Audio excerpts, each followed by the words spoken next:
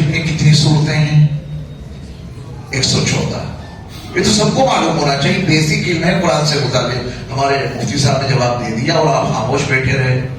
حالانکہ پوچھا میں نے ان سے نہیں پوچھا تھا، ان کے بارے میں تو مجھے معلوم ہے کہ نہیں پتا ہے، آپ سے میں نے پوچھا تھا. اب آپ بتائیں قرآن مجید میں کل کتنی صورتیں ہیں؟ 114. اور ہر صورت کا کوئی نہ کوئی نام ہے. ایک ایسی صورت ہے کہ اس کے نام سے دنیا کا ہر انسان واقف ہے. ہو سکتا ہے الفاتحہ سے سب لوگ واقف نہ ہوں، البقرہ سے دنیا کا ہر انسان واقف نہ ہو، آل عمران سے ہر انسان واقف نہ ہو، ہے نا. اس سورت کا نام اللہ نے ایسا رکھا ہے کہ دنیا کا ہر انسان اس سے واقف ہے اور اس کی ضرورت ہے.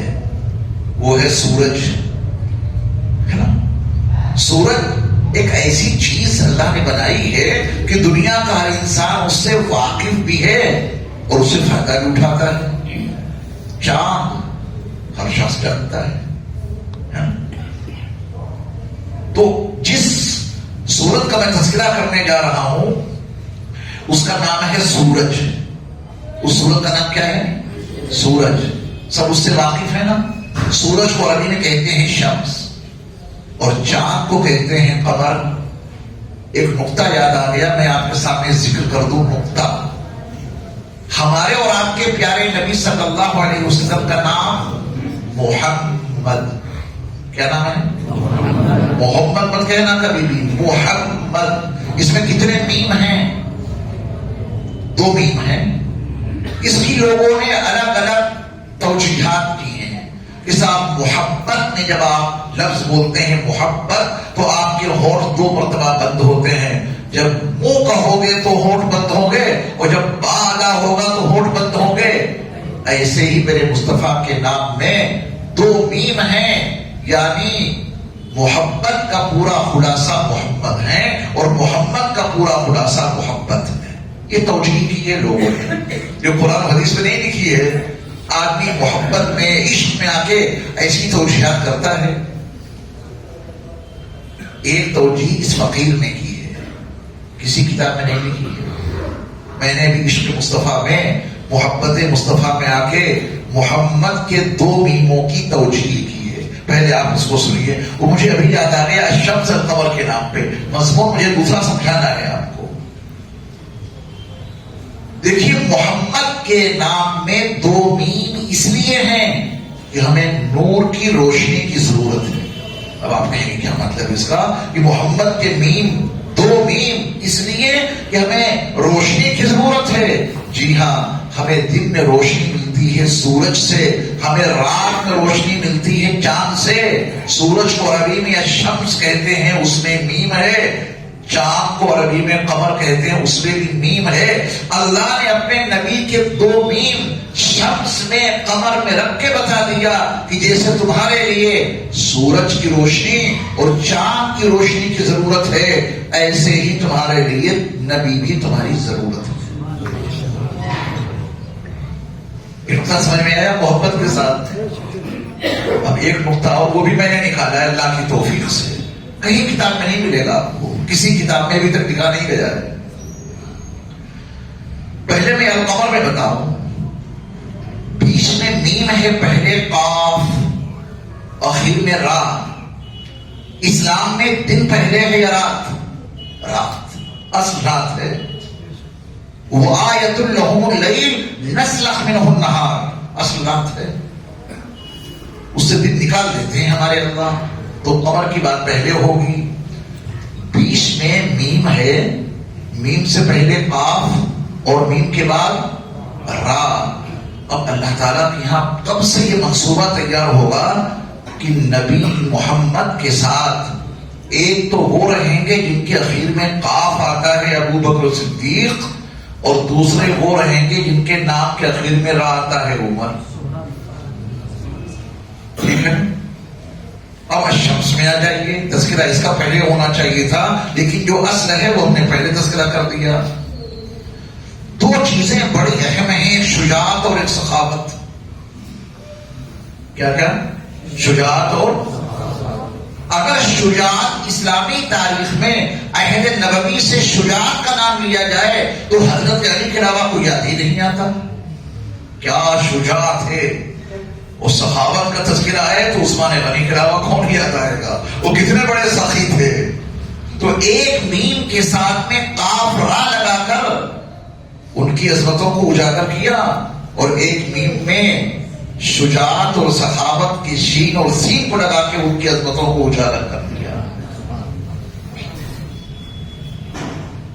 یہ اس فقیر کی ایجادات ہیں جو محبت کے تقاضے میں بیٹھے بیٹھے میں نے سوچا اور یہ چیزیں اخذ ہو گئی ذہن میں. میں نے آپ کو بھی درمیان میں سنا دی. سنانا مجھے کچھ اور تھا. اس سورت کا نام کیا ہے؟ الشمس، سورج. سب واقف ہیں اس سے. دیکھیے اللہ تعالیٰ نے اس سورت میں جتنی قسمیں کھائی ہیں ذرا سے مضمون کو بتانے کے لیے، اتنی قسمیں پورے قرآن میں کسی مضمون کو بتانے کے لیے نہیں کھائیں. قسمیں کھا کھا کے اللہ نے بہت سارے مضامین بتائے ہیں. والتین والزیتون وطور سینین وہذا البلد الامین. مضمون آگے آ رہا ہے لیکن مضمون بتانے سے پہلے اللہ نے قسمیں کھائی ہیں اور یہ تو ایک مستقل موضوع ہے کہ اللہ نے جو قسم کھائی اس کا تعلق ان چیزوں سے ضرور ہوتا ہے جس کی قسم اللہ کھاتے ہیں. لقد خلقنا الانسان فی احسن تقویم، یہ مضمون تھا. ابھی 4 قسمیں کھا کے اللہ نے ایک مضمون بیان کر دیا. ایک ذرا سا مضمون بتانے کے لیے اللہ نے سب سے زیادہ قسمیں جس سورت میں کھائی ہیں اس سورت کا نام کیا ہے؟ الشمس، سورج. دیکھو کتنی قسمیں ہیں. والشمس وضحاها والقمر اذا تلاها والنهار اذا جلاها والليل اذا يغشاها والسماء وما بناها والارض وما طحاها ونفس وما سواها. اتنی ڈھیر ساری قسمیں کھائیں اللہ نے. اور بات کتنی بتانی تھی؟ صرف اتنی. فَأَلْهَمَهَا فُجُورَهَا وَتَقْوَاهَا قَدْ أَفْلَحَ مَنْ زَكَّاهَا وَقَدْ خَابَ مَنْ دَسَّاهَا. اتنی سی بات بتانی تھی. پہلی بات یہ کہ اللہ نے ہر انسان کے نفس میں فسق و فجور اور تقوی و طہارت کا الہام کر دیا ہے.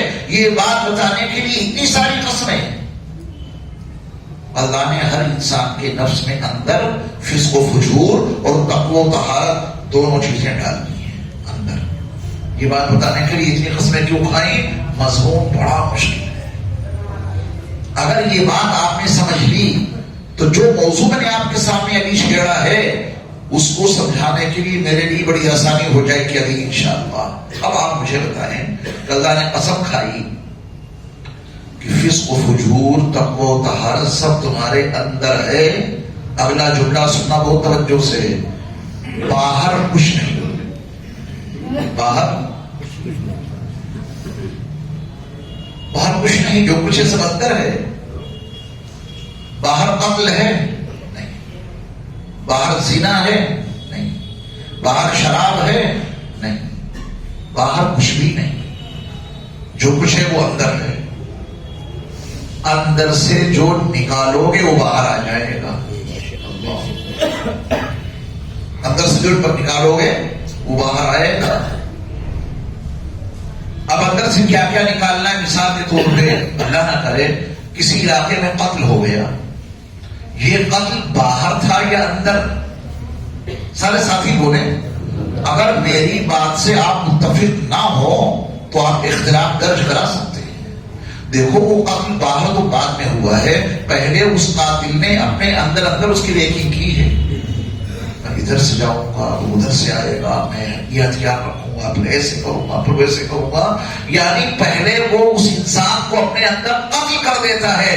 وہ والا قتل فزیکلی باہر بعد میں آتا ہے. میں نے سچ کہا یا غلط؟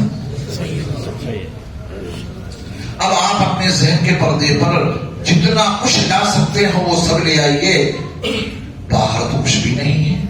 یہ جو پنکھے ہیں پنکھے یہ باہر تھے یا اندر؟ اگر یہ اندر نہ ہوتے تو یہ ڈیزائن تو کبھی بن ہی نہیں سکتا تھا. اس کے اندر موٹر آئے، مٹیریل تھا باہر. یہ پنکھا کسی کے ذہن میں تھا اندر، اس نے نکالا تو یہ باہر آ گیا. موبائل اندر ہے یا باہر؟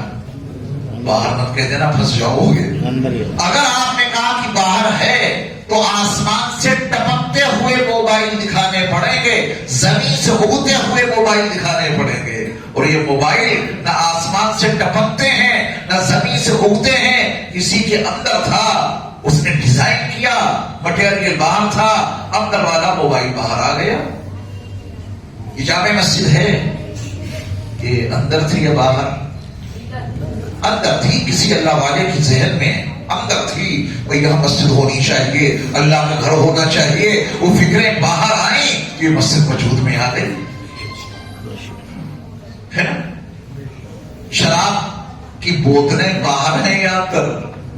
بوتلیں اندر ہیں. اور شراب جو اس کے اندر بھری جاتی ہے وہ اندر ہے یا باہر؟ باہر تو اللہ نے انگور بنائے تھے. روزہ کھولو, انگور کھاؤ, خون بڑی جلدی بنے گا. جو آپ کے اندر کمزوری آئی وہ جلدی کور ہو جائے گی. اللہ نے انگور بنائے تھے, ظالم انسان نے اس سے نشہ بنا لیا. تو باہر کچھ نہیں ہے, جو کچھ ہے وہ سب اندر ہے. تو اللہ تعالیٰ کو اتنی ساری قسمیں کھانی پڑی یہ مضمون سمجھانے کے لیے. اور قرآن کی ایک آیت اس کی تصدیق کرتی ہے جو 21ویں پارے میں سورۃ الروم کی آیت ہے. اللہ کا فرمان ہے ظہر الفساد فی البر والبحر بما کسبت ایدی الناس. خشکی تری میں جتنا فساد پھیلا پڑا ہے وہ سب انسان کے ہاتھوں کی کمائی کا نتیجہ ہے. اور انسان کے ہاتھ سے فساد ظاہر کیوں ہوا؟ کیونکہ اس کے اندر فساد ہے. نیکیاں بھی پھیلتی ہیں باہر. یہ نماز اندر ہے یا باہر؟ آج نیا فلسفہ مل گیا آپ کو. اگر اندر ہے تو میاں باہر آ جائے گی. اور جن کے اندر نہیں وہ F2 کی جامع مسجد کے دروازے پر بیٹھے رہیں گے, 1-2 رکعت نہیں پڑھیں گے کیونکہ ان کے اندر نہیں ہے. آپ کے اندر ہے تو یہاں 70 رکعتیں وجود میں آ گئی ہے نا. اگر نماز اندر ہے تو باہر ضرور آئے گی. اور اندر ہی نہیں اذان ہوتی رہے گی حی علی الصلاۃ حی علی الفلاح. کوئی نہیں آئے گا اگر اندر نہیں ہے. اور ہے اندر تو اذان ہو یا نہ ہو وہ بندہ نماز ضرور پڑھے گا کیونکہ اندر ہے. اچھا اب آپ مجھے بتائیں کہ اگر کوڑا کرکٹ اس کونے میں پڑا ہے اور جھاڑو یہاں لگ رہی ہے تو کیا وہاں کا کوڑا کرکٹ صاف ہو جائے گا؟ نہیں. جہاں کوڑا کرکٹ ہے جھاڑو وہاں لگاؤ. یہیں سے تصوف کے تمام سلسلوں کی قدر و قیمت آپ کے دل میں بیٹھ جائے گی. اللہ والوں کو معلوم ہے کہ گندگی کہاں ہے. وہ پہلے دل پہ جھاڑو لگاتے ہیں, باہر کی کوئی محنت نہیں, پہلے یہ تو صاف ہو جائے. یہ صاف ہوگا تو باہر صاف ہی صاف چیزیں نکلیں گی. اگر یہاں کی گندگی کو صاف نہیں کیا گیا تو وہاں چاہے جھاڑو لگاؤ. کوڑا کرکٹ یہاں ہے اور جھاڑو وہاں لگ رہی ہے. اللہ یہ شعور ہمیں اور آپ کو عطا کر دے. ہم نے کام کی محنت اور کام کی ترتیب بدل دی. کوڑا کرکٹ یہاں ہے, جھاڑو وہاں لگا رہے ہیں. مار پیٹ رہے ہیں کہ نماز پڑھو, گولیاں چلا رہے ہیں کہ صاحب یہ ہمارے علاقے میں شراب کی دکانیں ہیں ان کو بند کرو. یہ ترتیب الٹ دی ہم نے. جہاں محنت کرنی چاہیے تھی وہاں محنت نہیں کی. تو باہر کی محنتوں سے نہ زناکاری کے اڈے بند ہوں گے, نہ باہر کی محنتوں سے شراب خانے بند ہوں گے, نہ باہر کی محنتوں سے قتل و غارت گری بند ہوگا. تو ہاں سنگینے لے کر کے فوجی کھڑے کرو گے. میری کتاب ہے تلاش حق, میں نے اس میں امریکہ کی سرزمین پر شراب نوشی کے سسٹم کو بند کرنے کے لیے وہاں کی قانون اور وہاں کی محنت کا تفصیلی تذکرہ کیا ہے. اور پھر میں نے اس میں دکھایا ہے کہ ایک وقت وہ آیا کہ حکومت امریکہ گھٹنے ٹیک دیتی ہے. ہم نے شراب پر جو پابندی لگائی تھی وہ روکنا ہمارے بس کی بات نہیں ہے. قانون بدل رہے ہیں, پینا شروع کرو. جیسے بہار میں قانون شراب نوشی نہیں ہو سکتی. قانون ہے لیکن جو کچھ ہو رہا ہے وہ آپ کو معلوم ہے. اور ایک قانون مدینے والے نبی نے بھی دیا تھا اسی سلسلے کا.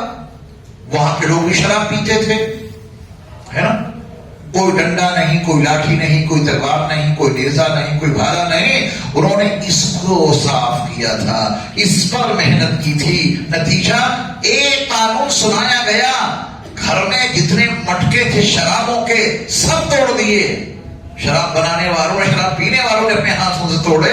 حد یہ ہے کہ جو پیالہ شراب کا ان کے ہونٹوں سے لگا ہوا تھا، اللہ کا قانون سنا جو کہ اندر سے وہ صاف تھے، ایک قانون سنا، پیالہ وہیں ہٹا دیا، اور جو گھونٹ شراب کا گھونٹ ان کے منہ کے اندر تھا، رب کعبہ کی قسم اس قانون کو سننے کے بعد وہ شراب کا گھونٹ اندر نہیں لے گئے، وہی کلی کر کے اسے باہر نکال دیا، کیونکہ نبی نے ان کے دلوں پر محنت